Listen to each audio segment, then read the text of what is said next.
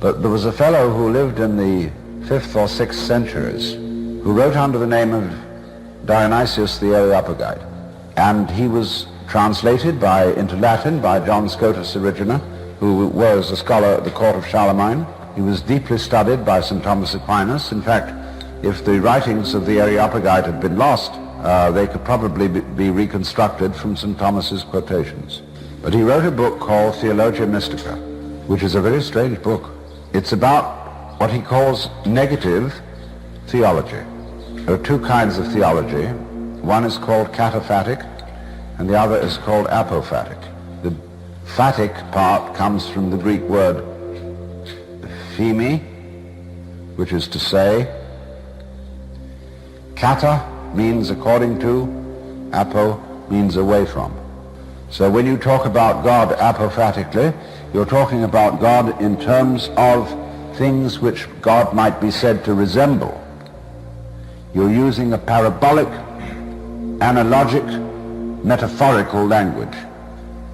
God the Father, therefore, does not say that God is literally a cosmic male parent, but is in certain respects like a father.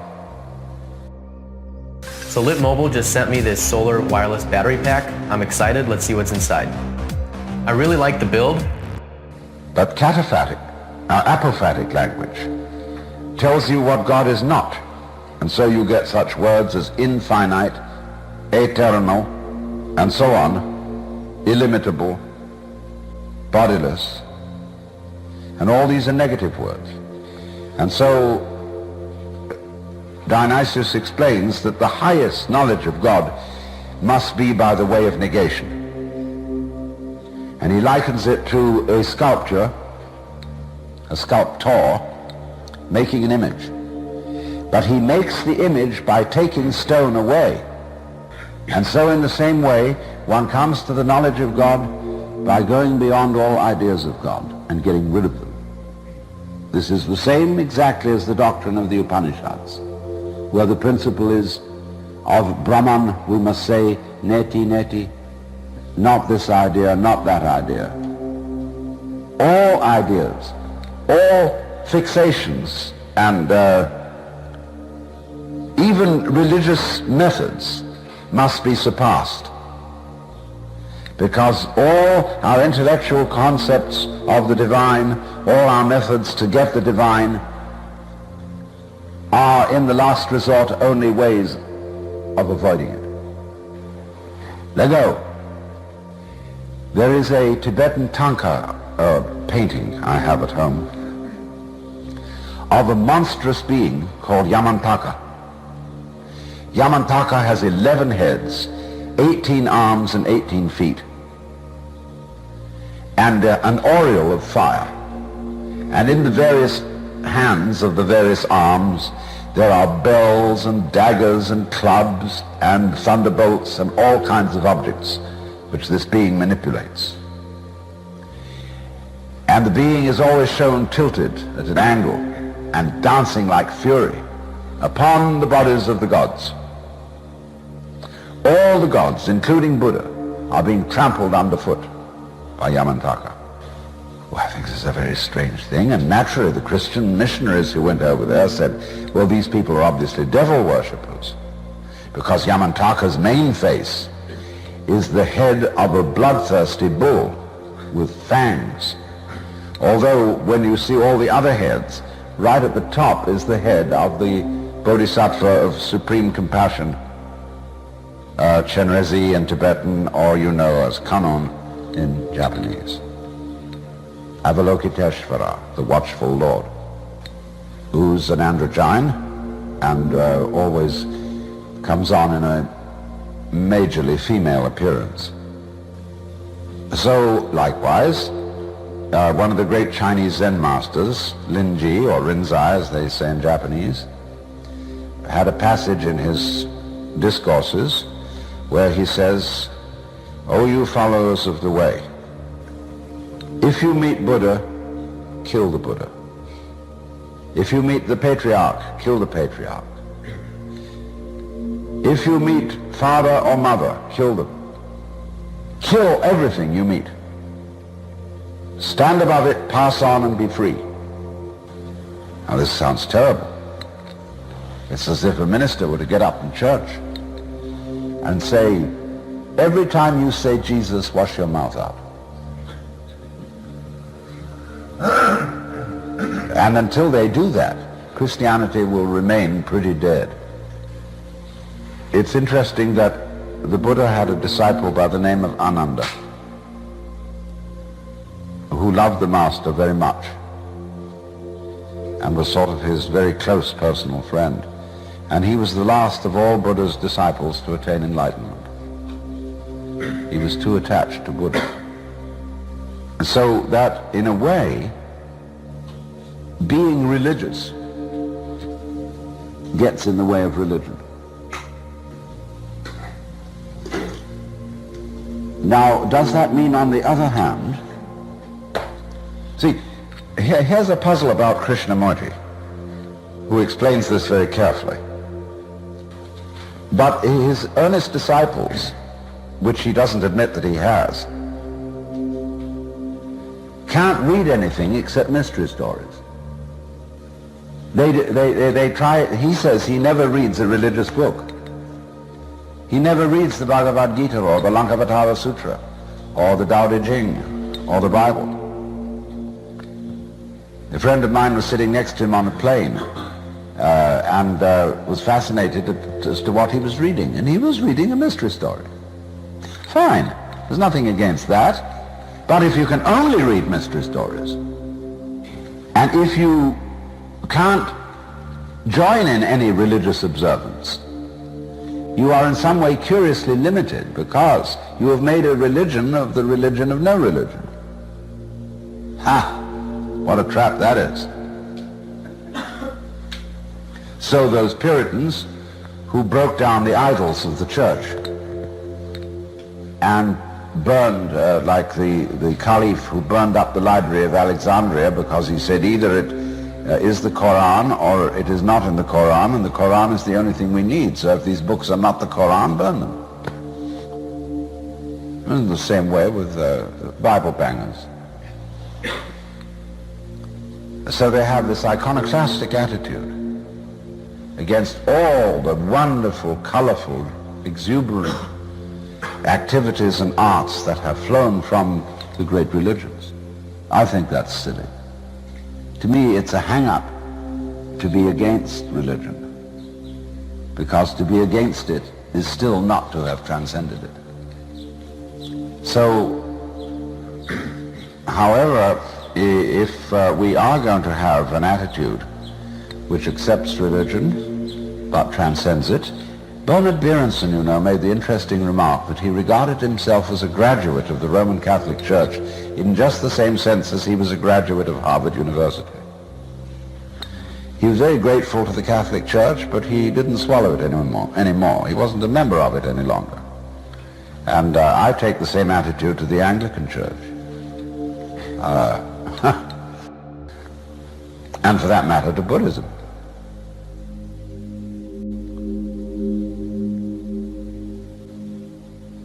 So one gets therefore to the point where beliefs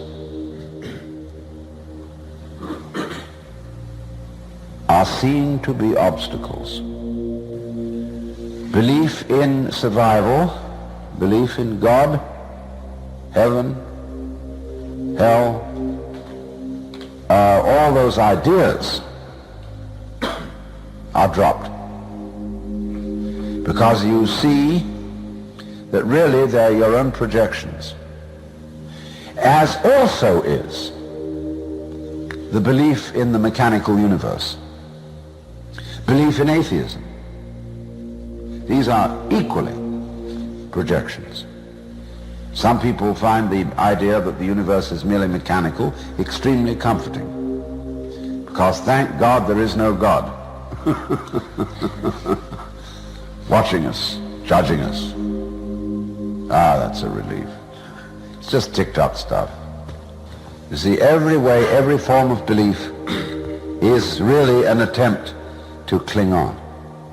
And it is precisely that which destroys life. It is time which destroys life. Now we have to understand that carefully. There is a difference between time and rhythm. The clock goes tick, tick, tick, tick, tick, tick, tick, tick, tick, tick, tick, tick, tick, tick, so that the human mind can't stand it. And so we project upon the clock. Tick, tock, tick, tock, tick, tock, tick, tock. And if you listen to a clock with a loud tick, you find yourself eventually making it play tunes.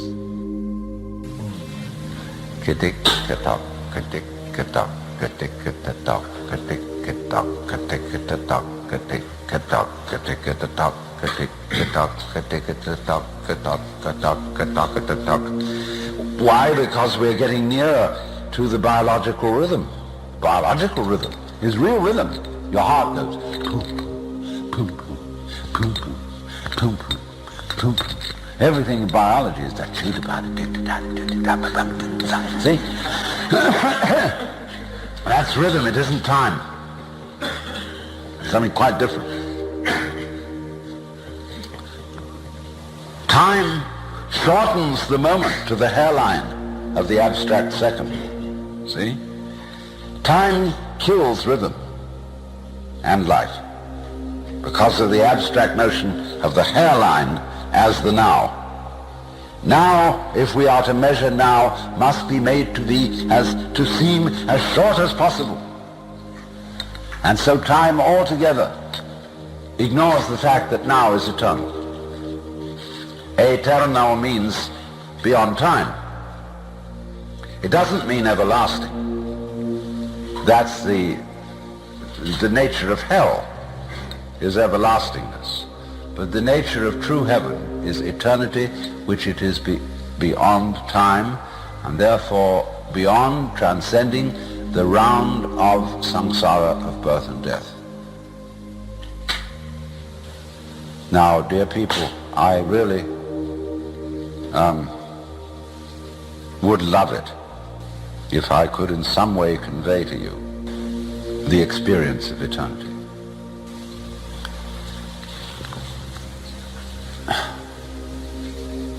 I mean, here we are in this room. And at any rate now, we don't have anywhere special to go. I mean, you're a little bit trapped here as a captive audience because you paid to get in, and you may as well make the best of it. But we are not, at this moment, we are not really going anywhere. See? Actually, this assemblage sitting around here is the eternal gathering. And as I look at you, I see an array of gods and goddesses. Beautiful. Wow. Touched by sunlight. We're here. This is it. Is that possible to accept? That to understand this actual situation that we're in is the point of all great spiritual quests. It's not going to be tomorrow. It's not going to be when you've had time to do something, and to progress towards it and practice. You have to get it now. Now or never. The Easter anthem, incidentally. One of the old archaic ones goes, "This is the day which the Lord hath made. Let us rejoice and be glad in it." See? This is the day. Haec dies, it's called in Latin. This is the day. The Zen Buddhist saying, every day is a fine day. If we realize this, you see, We don't give a shit anymore about immortality. It simply ceases to matter. Because in the full experience of the eternal now, we watched under your very eyes, or rather, to be more exact, under your very ears, you heard the future vanish, and you heard no past. If you come to your senses, there is only the eternal now. So what?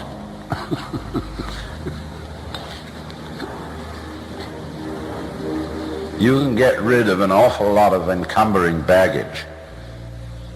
Because you see, when you have really accepted this, and it's easy to do by accepting mortality.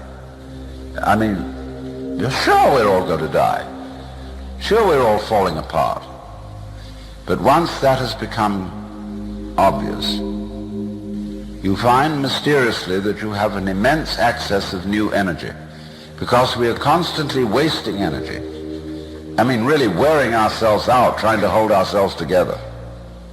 And to be sure that we are secure and that everything's going to be all right, and it isn't. And we get more and more worried and so on and so on. Whereas if we just left that alone, we'd have all that energy available for other things. And we would blossom like great saints and spiritual people who have abandoned the world. They don't mean what most people mean by the world. They mean they've abandoned the ordinary conception of the world. And they float around. In Japanese, one calls such people unsui, which means cloud and water. In other words, they drift like clouds and flow like water. Be unsui. Why not? What have you got to lose? Only a concept of who you are. That's all.